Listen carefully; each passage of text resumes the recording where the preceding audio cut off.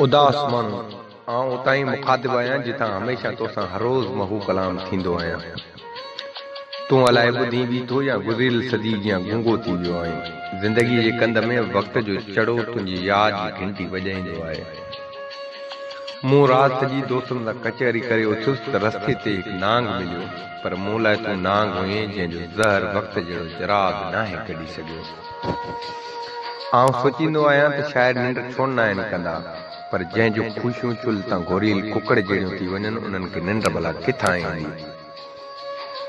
हा, तोखां पोइ आउं हवाउनि ते हलण लॻुसि ऐं वणनि मुंहिंजी महिमानी कई।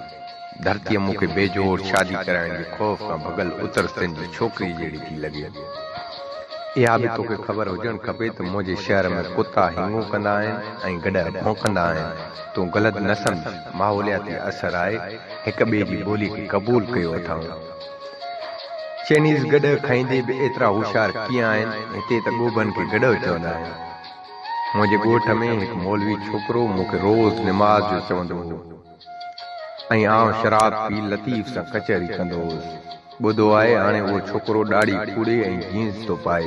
उन जे ॻोठ जी हिकिड़ी छोकिरी दिलि में घर करे वई आहे ऐं मज़हब सामान खणी गोल थी वियो आहे। हा, इश्क अहिड़ी बला आहे जंहिंखे खाई वञे उहो आईने खां बिना सिंगारियल सिकी वेंदो आहे।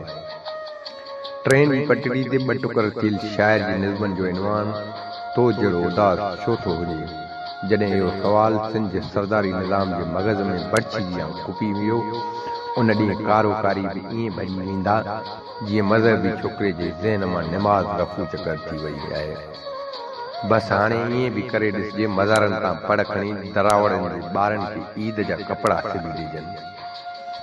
छा कजे, दौरु अहिड़ो थी वियो आहे जो वक़्त जे माचीस मां ज़िंदगीअ जूं दिलियूं ॿारणु ॾुखी ॻाल्हि थी वई आहे। असांजूं ख़ुशियूं आसमान ते शादी जो जोड़ो लाइ चंड जी तलाव ते तड़ करण लाइ वियल आहिनि जो असांजी ज़िंदगीअ जा सफ़ेद ककर बेतरतीब थियल आहिनि।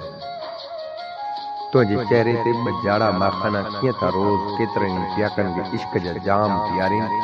कास्पे जे नीगरीन जूं बीचियूं उन करे बि ॾुघियूं ऐं सराईदार आहिनि जो हथनि ते मोर चुगाईंदियूं आहिनि, ऐं तूं उन करे बि सरापा सूं आहीं जो तूं ख़ुदा जी शाइरी आहीं, ऐं आउं उन करे बि सरापा सूर आहियां जो तुंहिंजो ॾंगेल आहियां।